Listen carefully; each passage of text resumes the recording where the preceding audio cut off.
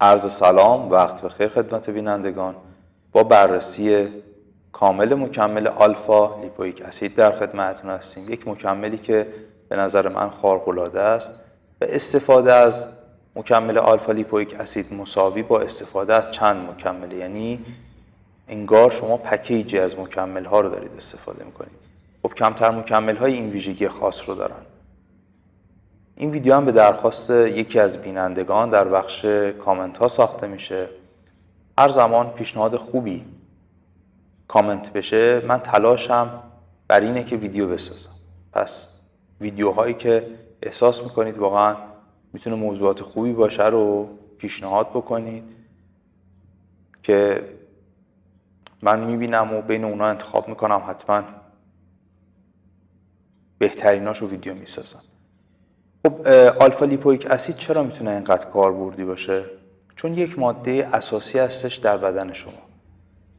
بنابراین زمانی که این ماده رو از طریق مکمل زیاد میکنیم خواص زیادی رو میبینیم. بعضی از مواد توی بدن نقش حیاتی دارن. آلفا لیپویک اسید هم همینطوره که دو جا تو بدن زیاده. یکی ارگان‌های بدن، منظور مثلا قلب، کبد، کلیه.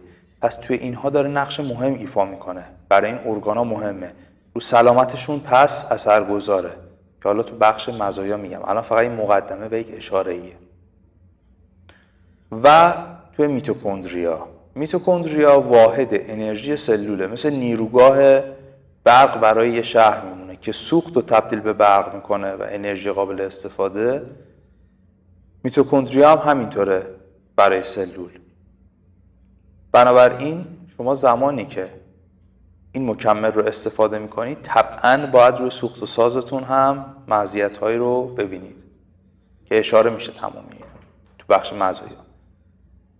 خب یک آنتی اکسیدان خیلی قویه و توی مواد غذایی طبیعی هم وجود داره. کجا؟ گوشتای قرمز توی ارگان‌ها.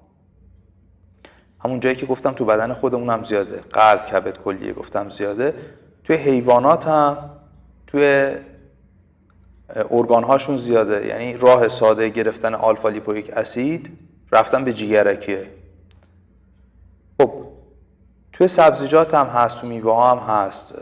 مثلا توی اسفناج، توی گوجه، سیب زمینی، نخود سبز، تو اینها هم شما میتونید پیدا بکنید. پس ما با یک ماده طبیعی سر و کار داریم که تو بدن تو تمام سلول هامون وجود داره. چیز عجیب و غریبی هم نیست، اما مزیت‌های خیلی زیادی داره. یه نکته رو هم بگم، چون گفتم تو چه منابع غذایی وجود داره، البته لیستش خیلی بلند بالاتر از این خواهد بود، اما من منابعی که سرشارتر هست اعلام کردم. حتی استفاده از این منابع سرشار هم قابل توجه عزیزانی که هر ویدیویی میسازیم منابع سرشار رو معرفی میکنیم، به جای اینکه مکملش رو استفاده کنم میخوام برن سراغ منابع. استفاده از مکمل البته خب قطعا دوز مصرف مهمه، تا حدود 1000 برابر مصرف غذا. یعنی آلفا لیپویک اسید رو به این حد تو بدن زیاد میکنه. و این مزایایی که صحبت میکنیم راجع به مکمله، راجع به این نیست کسی که میره این منابع و مصرف میکنه نتیجه بگیره. چون مثلا من ویدیو راجع به بربرین ساختم، زرشک دیگه از زرشک گرفته میشه، مکمل بربرین البته. و یه سری هم گفتم خب خود زرشک رو میخوریم. راجع به جینسینگ درست کردم، دوباره عصاره جینسینگی که ماده خاصی تو جینسینگ رو میان میگیرن. میگفتن خب میریم ریشه جینسینگ رو میگیریم میجوشونیم. یه سری علاقه دارن برن سراغ منبع. نه، منبع اینطوری به شما نمیرسونه. مثلا تو آلفا لیپویک اسید شما اگر 5 سیخ جگر میخورید باید 5000 سیخ جگر بخورید تا بتونید اون آلفا لیپویک اسید رو بگیرید. پس از ذهنتون این قضیه رو پاک بکنید. بریم سراغ مزیت‌ها. خب این مکمل رو من خدمتتون گفتم که روی میتوکندریا سلول اثر میذاره. یعنی ما داریم انرژی بیشتری تولید میکنیم، یا اینکه قابلیت تولید انرژی بیشتر رو داریم و سریعتر. خب چرا این مکمل میتونه انرژی بیشتری تولید بکنه؟ مثل یک آنزیم عمل میکنه، مثل یک کاتالیزور عمل میکنه داخل میتوکندریا برای تولید انرژی. پس شما قطعاً باید چربی خونتون بیاد پایین، قند خونتون باید بیاد پایین. چرا؟ چون سلول همینا رو تبدیل میکنه به انرژی و این اتفاق میفته. آلفا لیپویک اسید این ویژگی خوب رو داره، شما انرژی بیشتری تولید میکنید، یعنی اینکه سطح انرژیتون طول روز بیشتره، حالت خستگی و کرختیتون کم میشه، بهتر تمرین میتونید بکنید اگر ورزش میکنید و در کنار اون قند خون و چربی خونتون پایین میاد. قند خون رو توی مطالعاتی من دیده بودم تا حدود 60% کاهش داده بود. این خیلی آزمایش ساده‌ای هم از خودتون میتونید آزمایش قند خون ناشتاتون رو انجام بدید و مثلا 1 ماه بعد از مصرف آلفا لیپویک اسید هم یه قند خون ناشتا بگیرید. و نه تنها قند خون رو میاره پایین، یک فاکتوری داریم تحت عنوان HbA1c که قندی هست متصل به پروتئین. اگر شما این رو هم آزمایش بدید میبینید کاهش پیدا کرده. خیلی مورد پسند افرادی که دیابت نوع 2 دارن. میدونید قند خون بالا میتونه ارگانا رو از کار بندازه، مثلا کبد رو از کار بندازه، چشم رو کور بکنه. حتی کسایی که دیابتشون پیشرفت میکنه به این نقاط میرسن. پس قند خون بالا خیلی خطرناکه و آلفا لیپویک اسید این قند خون رو کاهش میده. بنابراین افرادی که مستعد دیابت نوع 2 هستن یا دیابتی تو خانوادهشون هست، این استعداد رو دارن که دیابتی بشن، خیلی مکمل کاربردیه و حالا کسایی هم که نیستن که چه بهتر استفاده بکنن و پیشگیری کنن. این در رابطه با قند خون و چربی خون هم کم میکنه، چون میتوکندریه که فقط قند و بنا سلول بنا نیستش قند رو فقط مصرف کنه به عنوان انرژی، چربی هم هست. خب چربی رو چیکار میکنه؟ میاد تبدیل میکنه به انرژی، چربی خون میاد پایین. پس شما وقتی آزمایش بدید میتونید LDL که کلسترول بد ما هست و تریگلیسیرید، این دو رو هم آزمایش بدید بعد از اون 1 ماه، ببینید این دو هم کم میشه. پس چربی خون شما و کلسترول بد شما هم کاهش پیدا میکنه. این کلسترول بد میتونه دیواره رگ رو چیکار کنه؟ رسوب بکنه، بره بشینه رو دیواره رگ، جداره مثلا قطر رگ اگر انقدر میشه انقدر چی میشه؟ فشار خون میره بالا. فشار خون هم که خطرناکه. بنابراین روی سیستم قلب و عروق هم اثر مثبت داره. حالا یه اثر دیگه هم داره که من اشاره میکنم. یکی از مهمترین کارهایی که آلفا لیپویک اسید میکنه و این خیلی به نظر من مهمه، تأثیر گذاشتن روی گیرنده‌های AMPK هستش. توی هیپوتالاموس مغز اثر میکنه، باعث میشه چه اتفاقی بیفته؟ مود بدن شما رو حالت اکو بره رو حالت اسپورت. ماشین رو دیدید رو حالت اکو مصرف بنزین کم داره، وقتی میذاری رو حالت اسپورت خب هم بهتر راه میره هم مصرف انرژیش میره بالا. دقیقاً همین اتفاق تو بدن میفته، باعث میشه که بدن دماش بره بالا، مصرف انرژیش بره بالا. یعنی شما از حالت کم مصرف بدنتون کردید پر مصرف. و بعضی الان تو ذهنشون میگن بدن پر مصرف بشه گشنمون میشه. یه کار دیگه هم انجام میده، همین گیرنده های AMPK باعث میشه اشتهاتون کم بشه، اشتهاتون سرکوب بشه. یعنی اشتهای شما رو کم کرد و بدن شما رو هم از حالت اکو گذاشت رو اسپورت. یعنی چی؟ یعنی که دیگه چربی سوزی خیلی خوبی رو شما میتونید انجام بدید. البته خودتون هم باید قصد بکنید که رژیمتون رو رعایت کنید، تمرینتون. اصلا نمیخوام نقش اینا رو بپوشونم، چون شما 18 ساعت تو روز تمرین کنید، 2 برابر اون کالری مصرفتون غذا بخورید، چاق میشید به جایی که لاغر بشید. ولی با رعایت رژیم و تمرین که تو رعایت رژیم هم کمکتون میکنه با سرکوب اشتها، شما میتونید خروجی خیلی خوبی بگیرید. خب پس ما تو اینجا چند تا کار انجام دادیم که تو صنعت فیتنس حداقل خیلی مهمه و کلا افراد افزایش وزن بالا زیاد دارن تو جامعه به خاطر کارهای نشستنی. مورد بعدیمون میشه حساسیت انسولینی. اینجا که گفتم دوباره برای دیابتی‌ها مهم میشه. حساسیت انسولینی یعنی چی؟ میخوام خیلی ساده بهتون توضیح بدم که قابل درک باشه. ببینید اون سلول عضله رو تصور بکنید، یه بخشیش میتونه مثلا سوخت ذخیره بکنه. فرض کنید قند و چربی، یه انبار رو در نظر بگیرید. وقتی این انبار پر بشه دیگه این قند و چربی که داره از خون رد میشه نمیتونه وارد عضله بشه دیگه، میگه من پرم، جا ندارم، برو یه جا دیگه. خب وقتی نمیتونه اینجا پر بکنه، تو خون میمونه، چی میشه؟ چربی و قند خون میره بالا، همون مسئله که گفتیم. این میاد چیکار میکنه؟ آلفا لیپویک اسید این انبار رو میاد خالی میکنه، یعنی چربی ذخیره شده در عضله رو کاهش میده. اینو مطالعات هست تو این زمینه ها انجام شده که چربی داخل عضله رو کم میکنه. وقتی این اتفاق افتاد چی میشه؟ حالا این عضله میگه انبار من خالیه، پس حساسیت انسولینی میره بالا، جذب عضلات برای قند و چربی بیشتر میشه و این ویژگی هستش که میتونه حساسیت انسولینی ما رو بالا ببره. خیلی کار بردیم. مسئله بعدی رو بحث التهاباته.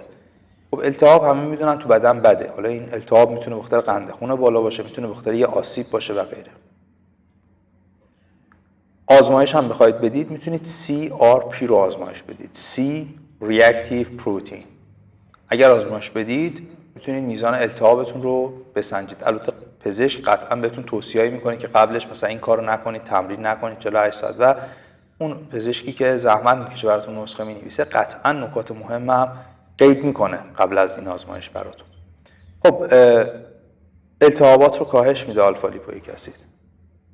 همونطور که گفتم یک آنتی اکسیدان قویه، پس یه مزیت دیگه هم بهش اضافه شد. و تو بحث بیماری‌های قلبی همین آنتی اکسیدان بودن و اثر گذاشتنش روی لایه اندوثلیال رگ. حالا شما سرچ بکنید رگو به صورت شماتیک لایه ببینید متوجه میشید اون کیسانی، اون استحکام رگ و سلامت قلب و عروق خیلی تحت تاثیر قرار میده. آلفا لیپویک اسید برای این لایه خیلی خوبه. فشار خون که گفتیم کم میکنه، قند خون رو کم میکنه، آنتی اکسیدان هم هست. داخل ارگان، قلب هم یک ارگان، داخل ارگان هم غلظتش میره بالا، بنابراین برای سلامت قلب و عروق هم خوبه. 3 تا ویژگی هم میگم که شاید زیاد ربطی به بدنسازی نداشته باشه، اما یه سری عزیزان بالاخره بحث سلامت هم براشون مهمه. فقط یعنی ورزش میکنن برای سلامت، دنبال بدن خیلی خاص و مسابقه و غیره نیستن. خب مزیت سلامت پوست، از بین بردن چین و چروک پوست و مقاومت پوست در برابر یووی افزایش پیدا میکنه. خب کرم های برند خوب رو ببینید، نه کرم های معمولی رو بذارید کنار. کرم هایی که شرکت هایی که سرشون به تنشون میارزه تولید میکنن آلفا لیپویک اسید داره که ضد چروک و مقاومت در برابر یووی رو ایجاد میکنه. عمدتاً کرم هایی که توی استرالیا، توی فرانسه و امریکا تولید میشه. امریکا که اصلا همه چی سرشناسه، امریکا رو باید بذاریم کنار، بگیم همه چی خوب، حالا اگه کسی خوب دیگه ای بود بهش اضافه بکنیم. اینطوریه. مکمل های کرم های پوستی داخلش آلفا لیپویک اسید استفاده میشه. شما به صورت خوراکی هم که استفاده میکنید خب تو پوستتون هم هست دیگه، غلظتش تو پوست هم زیاد میشه. پس از این جهت هم برای جوانسازی پوست خوبه.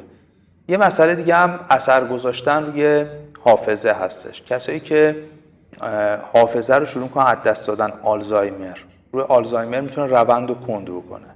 حالا اینم میتونه حالت پیشگیرانه داشته باشه. کسی که برای پوستش و چربی خون و غیره استفاده میکنه این مزیت هم اشانتیون کنارش دریافت میکنه. و عملکرد عصبی هستش که این خیلی مهمه. بهبود عملکرد عصبیه که هم حالا رو خلق و خو اثر داره، هم روی تحرک ما تاثیر داره و غیره. خب کلیت هایی که مزایای آلفا لیپویک اسید بود. خب حالا عوارض آلفا لیپویک اسید چیه؟ هیچی، چیزی پیدا نکردن، چون این ماده تمام سلولا هست، باید باشه، عوارضی نداره. دوز مصرفیش به چه صورتیه؟